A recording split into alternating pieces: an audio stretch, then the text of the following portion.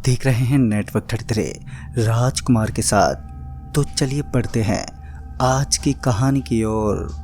दोस्तों, हरीश नामक 40 वर्षीय आदमी ट्रकों की युवा कंपनी में काम करता था, जहां अक्सर युवा लोग ही बड़ी कंपनियों के लिए ट्रक ड्राइव करते थे। इस काम में लगे हरीश को आज काफ़ी वक्त बीत गया था।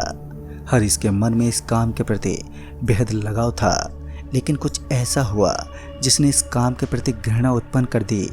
एक अच्छी कमाई करने वाला हरीश महाराष्ट्र की ओर डिलीवरी करने चल पड़ा। वैसे तो एक ट्रक ड्राइविंग का काम लोगों के खातिर अपमानजनक माना जाता है, लेकिन लोगों की जिंदगी भी उसी सामान पर टिकी होती है जिसे ट्रक ड्राइवर डिलीवर करते हैं। ट्रक ड्राइवर की दृष्टि से कोई काम छोटा या बड़ा नहीं होता, सब काम एक जैसे होते हैं, बस लोगों का मन और उनकी सोच छोटी होती है। लेकिन इस कंपनी के अंदर तो पैसे की रकम भी काफ़ी बड़ी थी। जहाँ तक लोगों ने सुना था कि ट्रक ड्राइविंग के दौरान बेहद कम रकम हमें प्राप्त होती है, लेकिन ये गलत था। हरीश एक गवर्नमेंट टीचर के बराबर तनख्वाह लेता था। महाराष्ट्र की तरफ डिलीवरी करते वक्त हरीश के साथ उसका हेल्पर नहीं था। बीमार होने के कारण आज हेल्पर उसका साथ देने में सक्षम नहीं था, जिस वजह से अकेले ही हरीश को डिलीवरी करनी थी। रात का समय ठंडी ठंडी हवाओं के साथ साथ जोरों से चिल्लाता हुआ ये सन्नाटा, जिससे ट्रक का टायर और उसके हॉर्न की आवाज़ तोड़ने की नाकाम कोशिश कर रहे थे। स्पीड के साथ चलती हुई ट्रक के सामने अचानक एक काली बिल्ली नजर आई। हरीश उस बिल्ली को देखकर थोड़ा सा मुस्कुराया, क्योंकि उसने पहले भी इस अशुभ संकेत के बारे में सुना था, लेकिन आज तक उसने इन चीज़ों पर विश्वास नहीं जताया। बचपन से ही उसने इन चीज़ों का विरोध किया था, खासकर भूत प्रेतों को मानना तो उसके जीवन में कहीं लिखा ही नहीं था। उसने इन सब चीज़ों को नज़रअंदाज कर दिया, लेकिन प्रकृति की चीज़ों को कोई भी समझ नहीं पाता है आगे क्या होने वाला है और अब क्या हुआ। खैर, थोड़ा थोड़ा हरीश भी अपने आप में बेचैनी महसूस कर रहा था, जिस वजह से उसके पाँव पता नहीं क्यों लेकिन बुरी तरह से कांप रहे थे। पहले तो हरीश को लगा कि आज उसकी बीपी चढ़ चुकी है, जिस कारण उसे दवाइयाँ लेनी चाहिए, और दवाइयाँ लेने के लिए सबसे महत्वपूर्ण भूमिका अदा करने वाला पानी होता है। इधर उधर वो अपनी नज़र दौड़ाने लगा कि वो किसी नल को देखकर पानी एकत्रित कर सके। तकरीबन 10 मिनट तक आगे चलने के बाद उसे बगल वाली झाड़ों के करीब एक पानी की बड़ी सी टंकी दिखी। उस टंकी के चारों तरफ काफ़ी सारे नल लगे हुए थे।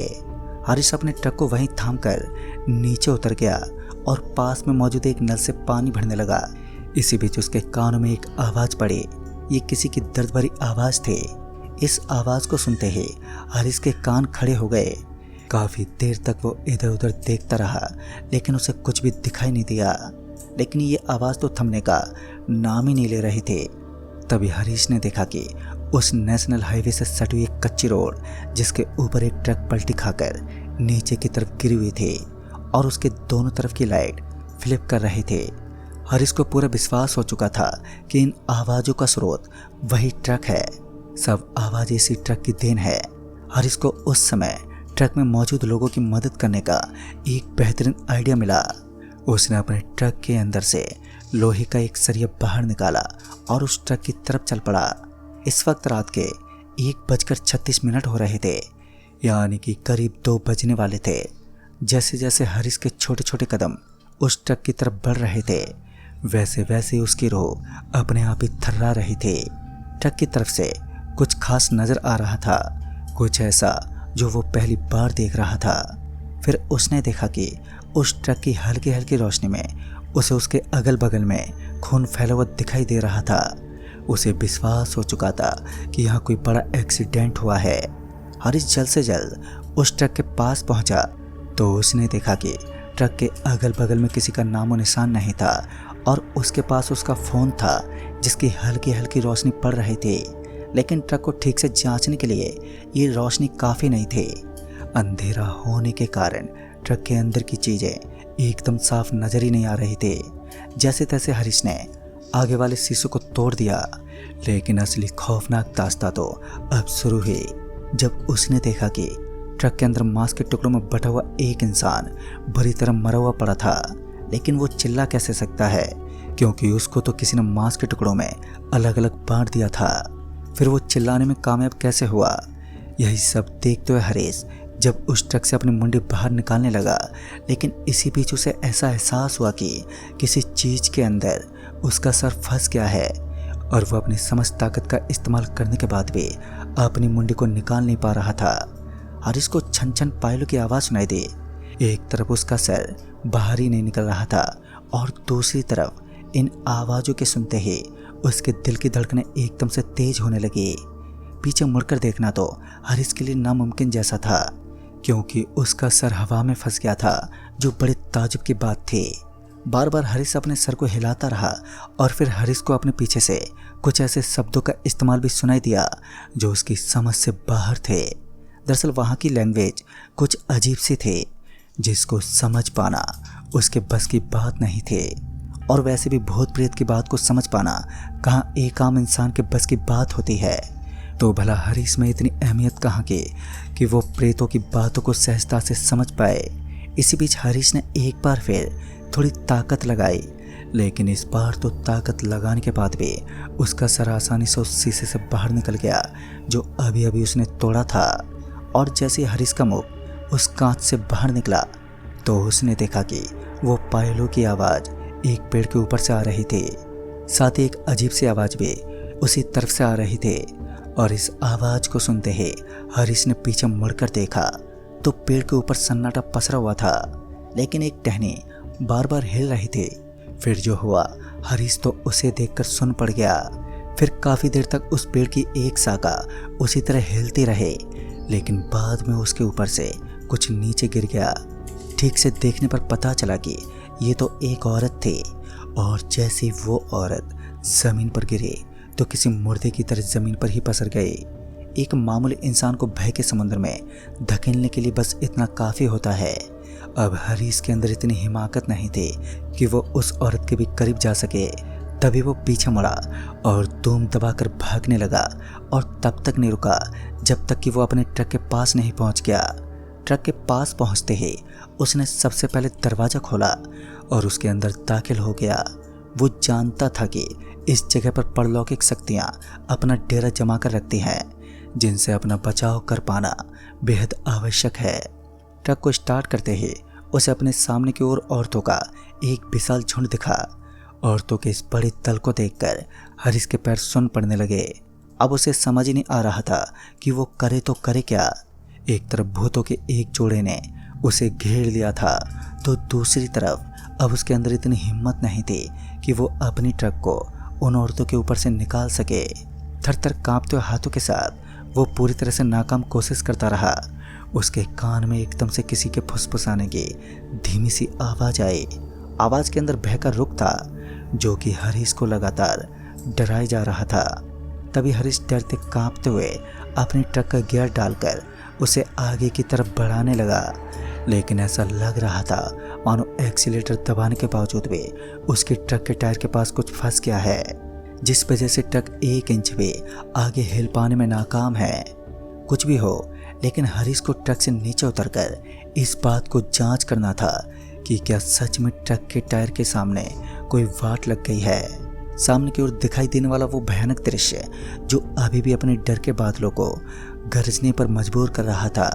दूसरी तरफ हरीश कांपते हुए खिड़की से नीचे उतर गया। फिर ट्रक से नीचे उतरते ही हरीश ने जो खौफनाक दृश्य देखा, उसे देखकर तो मानो उसकी रूह कांप गई।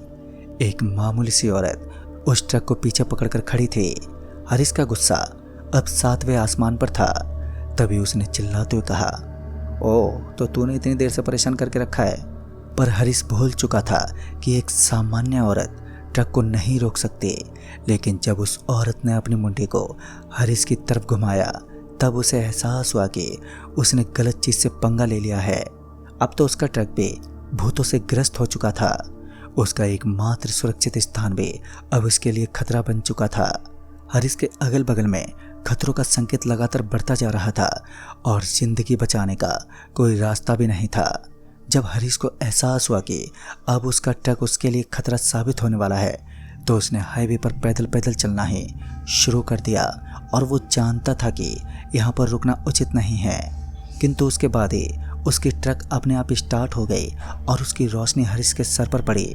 तो वो पीछे मुड़ गया और अब उसकी ट्रक के अंदर वही भयानक चुड़ैलें थीं जिसके समक्ष हरीश की एक ना चलती हो।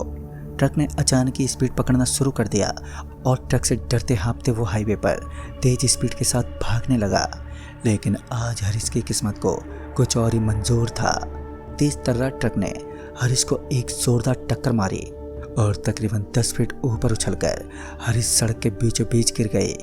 हरीश की हड्डी पसलियों में जोरदार मोच आई और अब उसके अंदर इतनी हिम्मत कहाँ थी कि वो अपने स्थान से भी खड़ा हो सके। वो पूरी तरीके से घायल हो चुका था। हरीश ने अपनी सुध-बुध खोई। तब तक उसके अगल बगल में वही औरतें खड़े होकर जोर जोर से रोने लगी।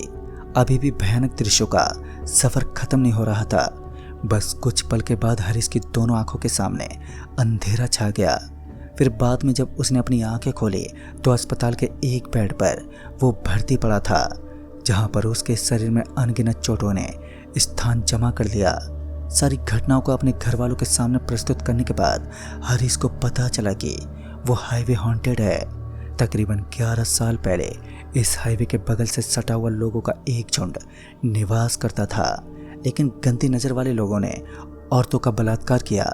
कहते हैं उन औरतों को मारने के बाद उनकी आत्मा उन लोगों को बेहद परेशान करती है जो अमूमन रात में सफ़र करते हैं। ट्रक ड्राइवर से तो उनकी इतनी शत्रुता थी कि वो उन्हें कभी भी मारने की क्षमता रखते हैं। और ट्रक एक्सीडेंट जैसा दिखाई देने वाला दृश्य भी सिर्फ एक माया भ्रम होता है जिसके अंदर फंसकर हर कोई अपनी जान गंवा देता है। अब इसके पीछे की हकीकत क्या है ये तो दोस्तों कोई नहीं जानता, लेकिन लोगों के मुताबिक असलियत यही है। खैर उस दिन के बाद आज तक का रिकॉर्ड है, हरीश ने ट्रक के स्टीयरिंग पर बैठना तक छोड़ दिया, क्योंकि आज भी जब भी वो किसी ट्रक के स्टीयरिंग को देखता है तो उसे एहसास होता है कि उसके साथ क्या हुआ था। वो दृश्य आज भी उसके दिमाग में किसी मूवी की तरह घूमता रहता है। तो दोस्तों इस कहानी में बस इतना ही। तब तक के लिए बाय एंड टेक केयर।